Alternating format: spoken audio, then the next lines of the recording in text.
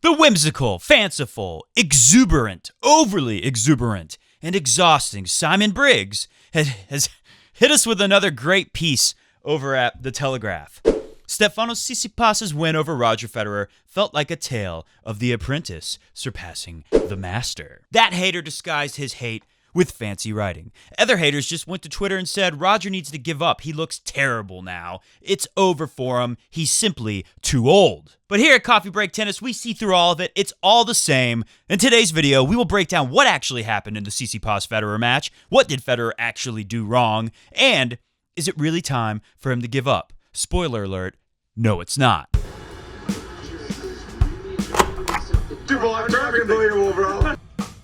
Welcome to Coffee Break Tennis. If you didn't see it yet, I did a video previewing Tsitsipas and Rafa Nadal, talking about some of the patterns we saw in their match last year in Canada and how they will apply to tomorrow's semifinal. Make sure at the end of this video you'll see an opportunity to click on that and watch that video as well. But today we're talking all about Roger Federer, and we're talking about not just the match, but the first thing we're going to talk about is all the hate we've seen. And we've heard the story forever now. Go back, and I'll add a link to that video too at the end of this. You can see the video I did right after Roger won the Australian Open last year, and I made an original song. You can hear me sing the song, and kind of there's like a music video in the background with a lot of news headlines over the last 10 years saying Roger's too old and needs to quit. The fact of the matter is Roger Federer played pretty well, and what Tsitsipas did was very special, and the biggest mistake, well, we're going to look at some of those set points and break points from the second set.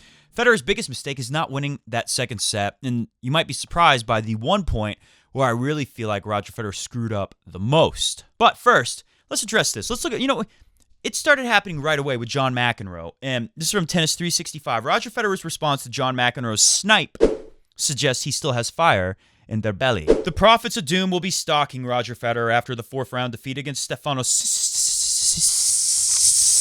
Tsitsipas at the Australian Open on Sunday, but his legion of admirers around the world do not need to fear we have seen the last of the game's all-time great just yet. That's exactly right. We definitely haven't seen the last.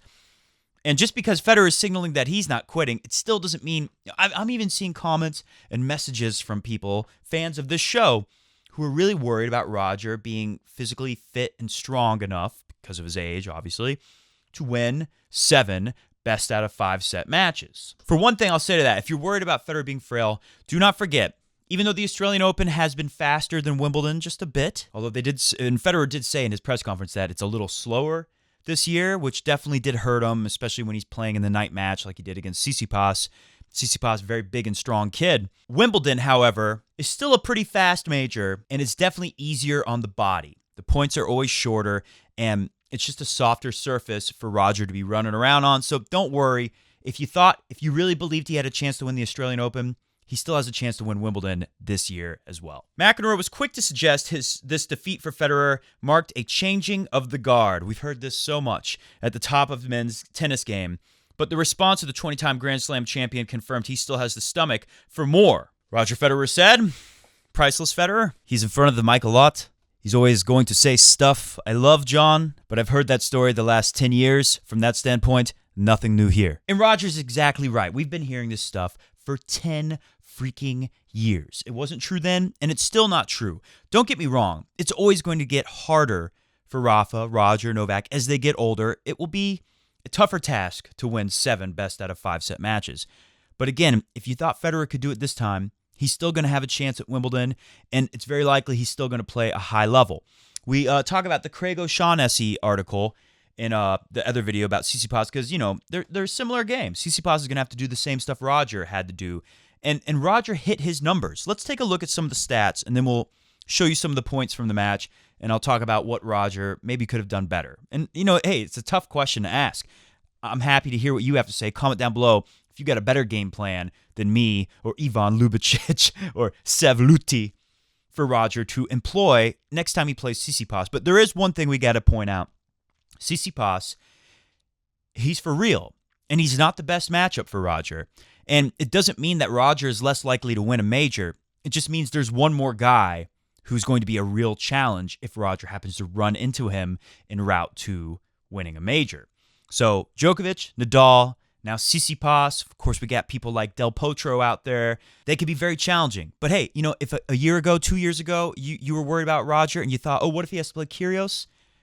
Tsitsipas has proven he can do it. Kyrgios proved that he can do it. Now what they got to prove is that they can keep doing it. And I have a lot more faith that Tsitsipas will be able to keep bringing this level of play. But anyways, let's take a look at some of the stats from the match. So Tsitsipas is actually an ace leader in the tournament now. Milos Raonic is ahead of him, but if you look at the players who are still in the tournament, Tsitsipas has more aces than anyone not named Milos. 20 aces against Roger's 12, one double fault. They got a lot in common, Tsitsipas and Federer. And one thing is Tsitsipas can hit the spots, can hit the aces, doesn't double fault a whole lot. First serve in, Roger was higher, but if you read the Craig O'Shaughnessy report, 67%, maybe that's a little too high. Roger needs to be around 60 because he needs to really be going for it.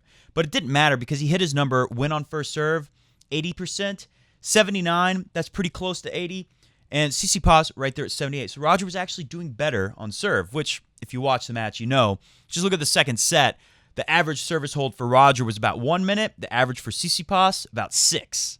Second serve, Tsitsipas has been one of the leaders for the entire tournament, winning 64 on second here, and Roger winning 61.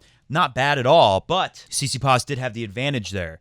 Break points won. This is really, if you're going to be critical of Roger, he played a good match. He was unbelievable on his own serve.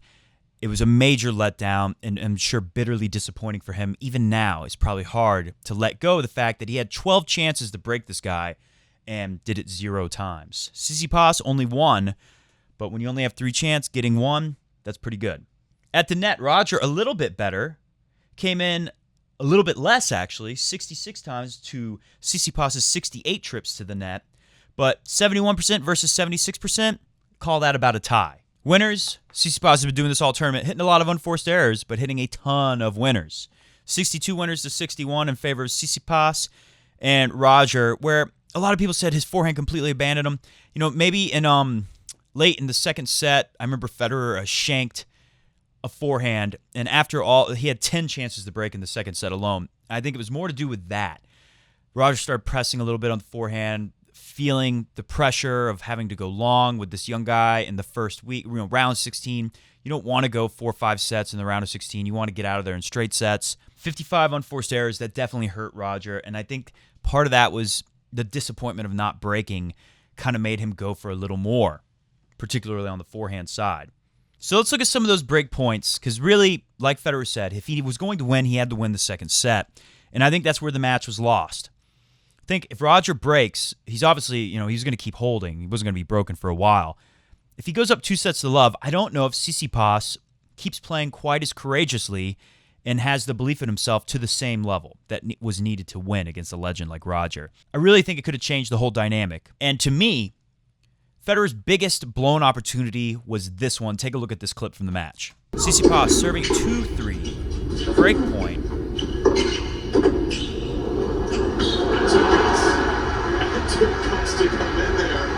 Roger is really annoyed with himself that he didn't take another step forward.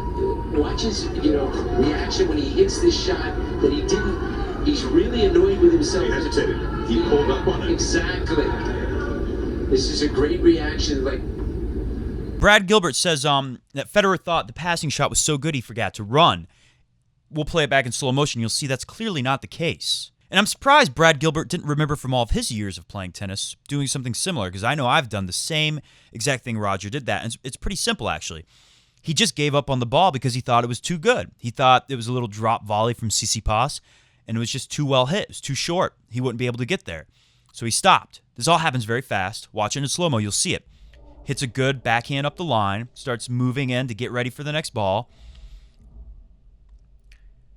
And then he stops. Right there, he stops because he thinks it's too good. And then he realizes it's not too good. I can get there. Then he starts going again. He almost gets there. If he hadn't stopped, he would have got there. We saw a lot of points like that with Dirty Dan. Because remember, they said in that match, not a lot of people come to the net frequently enough to really test Roger's passing shots. And there were times where Roger looked a little uncomfortable. And it definitely happened in this match, too. You don't see guys coming to the net 68 times like Tsitsipas did.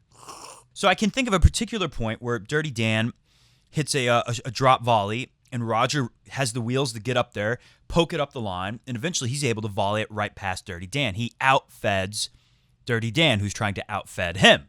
And to me, that's that same thing. The short ball on the forehand side, shovel it up the line, follow it into the net, cover your net, and you might have a chance to win. I really feel like Federer would have been able to win right there. Tsitsipas had to have been feeling the pressure in that moment. It was smart of him to follow his shot into the net and force the issue. But I think if Roger doesn't give up on that ball and keeps going, I think he wins that point. And at the moment, probably wouldn't seem like such a big deal. He's going to have so many more opportunities, but he blows them all. Let's look at a few others and talk about what does he need to do with his return. Does he need to do something different? Roger did nothing wrong on serve in this match. The big problem was no conversion on those break points. He was returning serve well enough to get 12 break point opportunities, but why was he not able to convert? Let's take a look at some of these, in particular, set points, chances where he could have broke to win. That's a great serve. Here's another good serve. Changes it up, goes up the tee. That's great variation on the first 2 set points. Now he's on a baseline. This one hurt in particular because he just misses that forehand, and you have a little tension in your forehand, and at contact you get a little squeezy. Look what happens when you squeeze the racket. Just kind of opens up the face, and just a little. You only got to open up a little bit to have what is normally a good swing carry the ball long. So that was unfortunate there. But to me, if I would change anything with Roger, we know that Tsitsipas really loves that backhand corner. He's got a good backhand, but in particular, he loves hitting the inside-out forehand. So take a look at these 2 points where Roger returns to that forehand, to that corner, and he doesn't force Tsitsipas to hit a backhand. If he's going to return there, and I know Roger likes to return towards the backhand, he's going to do this a lot against everyone. He's got to do a better job making Tsitsipas actually hit a backhand. That one, not quite enough. Not enough pace on it, or not wide enough. Either way, Tsitsipas is able to club that inside-out forehand, come to the net, and finish.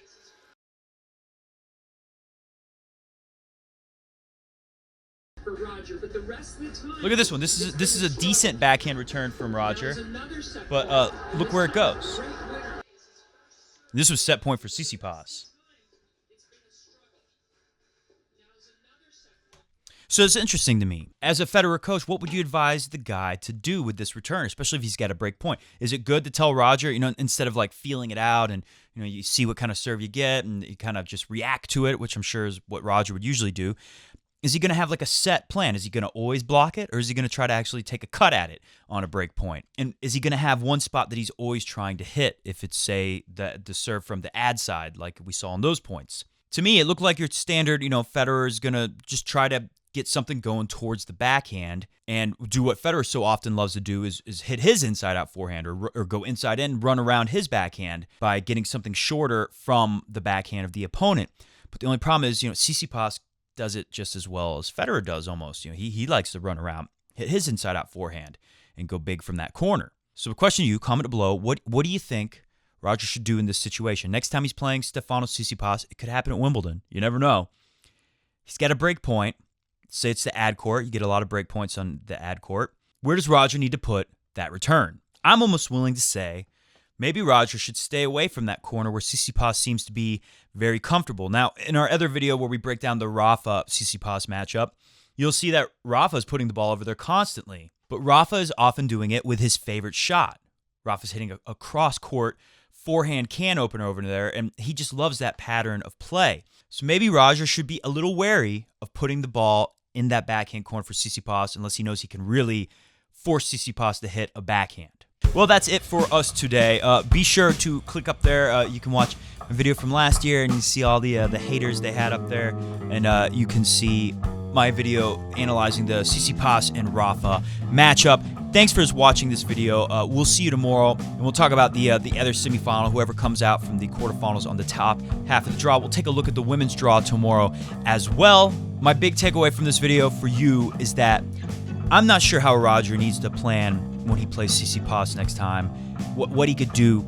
It's pretty tough. It's going to be a challenge for his coaches to try to figure out what he needs to do a better job converting break points. But I am sure about one thing, and that's Roger Federer still has a lot of game left.